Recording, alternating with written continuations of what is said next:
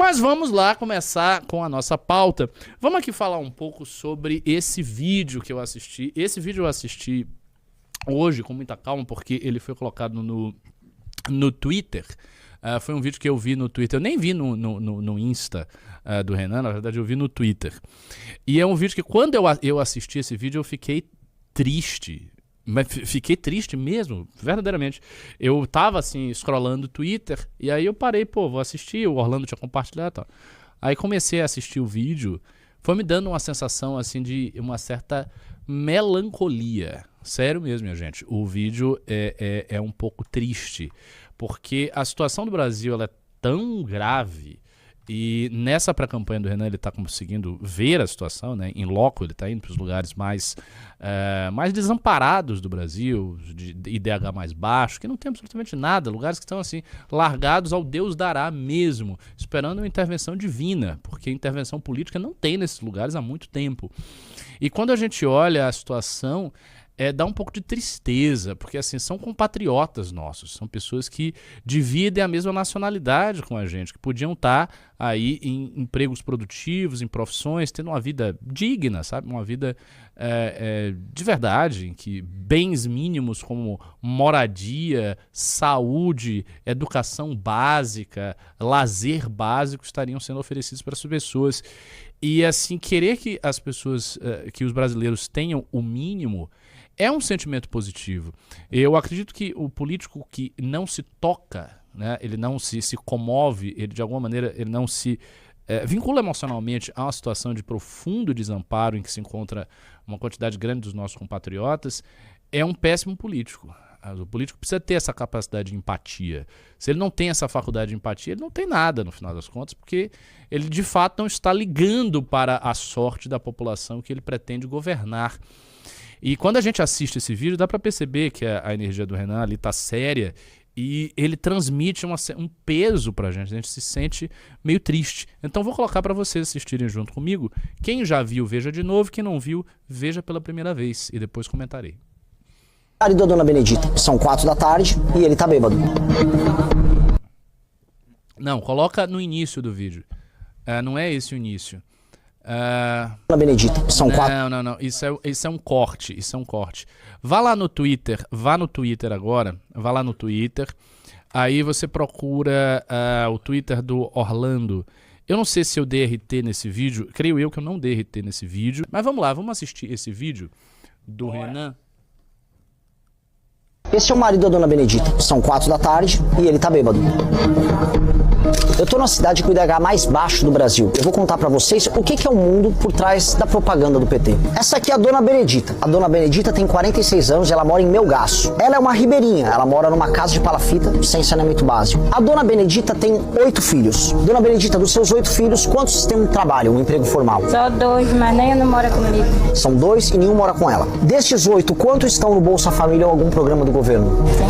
Tem 6. 6. A senhora também tá? Tô. A Dona Benedita, com 46 anos, já tem netos. São quantos? 5. Suas filhas mais novas já têm filhos? Já, 2. Com quantos anos a mais nova tem filho? Uma tá com 18 e outra tá com 16. Ela tem emprego? Não. Você tem quantos anos? 16. 16. Você já tá grávida? Você quis estar grávida ou acabou acontecendo? Acabou acontecendo. Era quase um marido. Era quase um marido. E ele tá apoiando a sua gravidez? Era ele que queria, mas eu não queria. Ah, ele que queria. Ele tem quantos anos? Eu tenho 28 anos. Você não acha que era melhor você estar com ele num relacionamento sério agora que vocês têm uma criança? Não. Muito ciumento. Ele é muito ciumento. E você frequenta igreja? Não tem como você ir na igreja, na verdade. Deixa eu fazer uma outra pergunta. Como é que você vai na escola? Eu nem estudo mais, eu parei de estudar.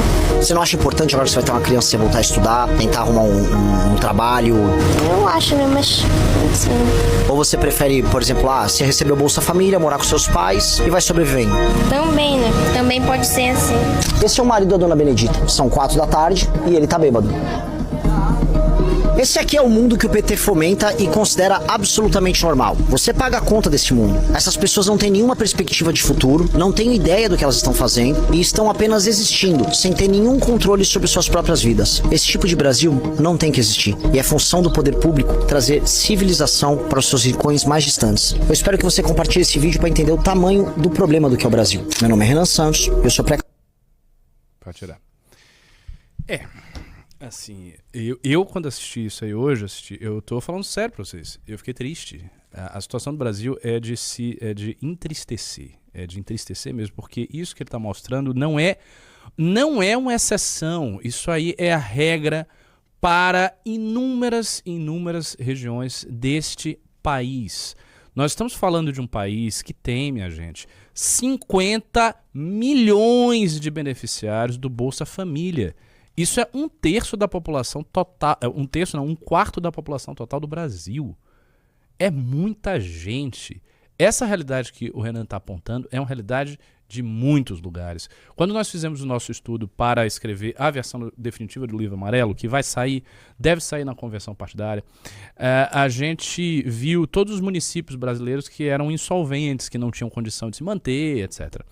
E nós descobrimos o seguinte, minha gente, boa parte dos municípios do Brasil não tem condição de se manter. Mas é boa parte, mais de 50% dos municípios brasileiros não conseguem se manter. O Brasil é um país, do ponto de vista da sua municipalidade, do ponto de vista do serviço público, falido. Mas falido mesmo.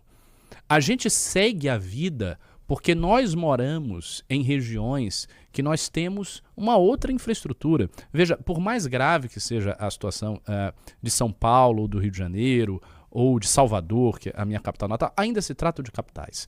Ainda são lugares que você tem uma infraestrutura urbana super precária, com favelas e tudo mais, mas é mínima. Quando você vai para os rincões da região norte, da região nordeste, e mesmo da região sul, sudeste, os rincões mais afastados, o interior, os municípios pequenos, a gente encontra uma realidade tão sofrida, ela é tão feia, ela é tão assim dura que dá tristeza. Algumas pessoas, por exemplo, ficaram impressionados que a mulher tivesse 46 anos. Porque aquela mulher tinha 46 anos. Você olha para a mulher e você pensa que ela tem 60. Porque ela está acabada. Ela está completamente acabada. Não parece uma mulher de 46 anos de São Paulo, de classe média, e uma mulher de 46 anos de Melgaço. Parece que a idade delas, de duas mulheres, se você fizer uma comparação, é outra. É outra coisa. Não, mas ela tem 46 anos. E ela tem duas filhas que já têm netos. E uma das filhas já tem neto com 16 anos. Gravidez na adolescência de um cara de 28 anos. Que sumiu porque era ciumento. E não está mais com ela. E quem era esse cara, né? O que esse cara fazia, se é que fazia alguma coisa? Provavelmente era um vagabundo, mais ou menos a mesma coisa do pai dela. Que é um cara que tá lá, no meio da tarde, bêbado, né? Não é nem bêbado de cerveja, porque dá pra perceber ali que ele tá com cachaça. Aquilo ali é cachaça, bombinha de cachaça. Tomando cachaça ali adoidado, sem saber o que tá acontecendo. Enquanto os membros da família dele recebem um dinheiro do governo, que é pouco, que não serve para você ter uma vida digna, mas você consegue minimamente sobreviver sem morrer de fome. E as pessoas vivem nesse mundo. E é muito triste, porque se você vem com soluções, obviamente, simplistas, por exemplo, o Renan fez uma pergunta, você está na escola e tal. Mas, de fato, a solução não é simplesmente a educação, ela estar na escola, porque a perspectiva, a menina, tanto que ela se manteve, que ela não estudava, porque não há perspectiva dela estar na escola, isso não vai fazer nenhuma diferença. Porque ela vai estar naquele universo e a escola dela provavelmente vai ser péssima, e provavelmente vai ser longe, e aquilo que ela vai aprender vai ser muito pouco, e a possibilidade dela arranjar um emprego é quase nula, porque não tem atividade econômica na cidade, não tem atividade econômica nos arredores, então não tem também o que ela fazer, mesmo que ela fosse diligente, dissesse, não, agora eu vou... Sabe, para uma pessoa que está nessa situação, sair dessa situação, ela tem que ser excepcional. Obviamente, pessoas excepcionais são pessoas excepcionais.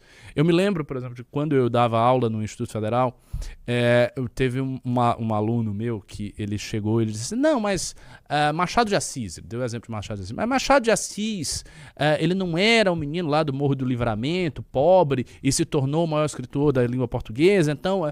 E eu disse, cara, mas você tem que entender o seguinte, não se faz política pública para o excepcional.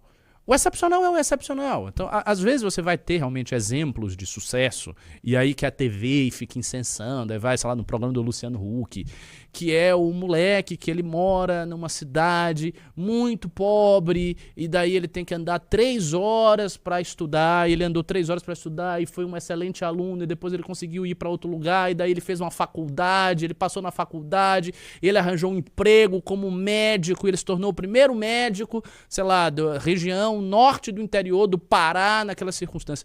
Beleza, isso é lindo, uma história de superação, uma história que nos mostra a capacidade humana de superar as dificuldades, a energia que os seres humanos... Mas isso é sempre excepcional. Isso é sempre muito raro.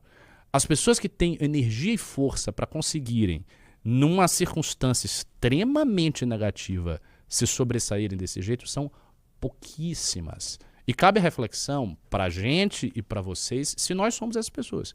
Porque nós vivemos e existimos dadas as nossas circunstâncias também. Vocês que nos assistem, vocês vivem dadas as circunstâncias de vocês. Então, se vocês vivessem em Melgaço, como a filha daquela moça, ou os filhos daquela moça que não foram filmados, mas que estão ali fazendo alguma coisa, vocês conseguiriam sair pelas suas próprias forças dessa circunstância? Provavelmente não. E essa é a situação do Brasil e de muitos lugares. E é óbvio que a única força, veja, a única força capaz de alterar esta situação é o poder público, é o poder do Estado. Não há nenhuma outra força e nenhuma outra solução simplista. A gente não pode dizer, por exemplo, que a solução vai vir, sei lá, da iniciativa privada. Não vai vir da iniciativa privada. Nenhuma empresa por si só vai querer se estabelecer num lugar que não tem IDH, que não tem mão de obra qualificada, que não tem infraestrutura nenhuma. Uma empresa não vai fazer isso. Isso é uma lógica econômica completamente absurda.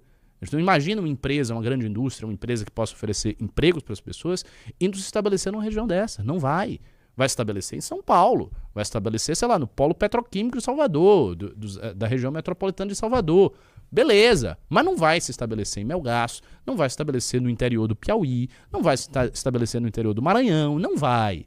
Então, para que haja atividade econômica e essas pessoas possam ser inseridas numa situação melhor, somente o poder público é que tem meios de fazer isso. Somente o poder público. Não são outros países que vão fazer também.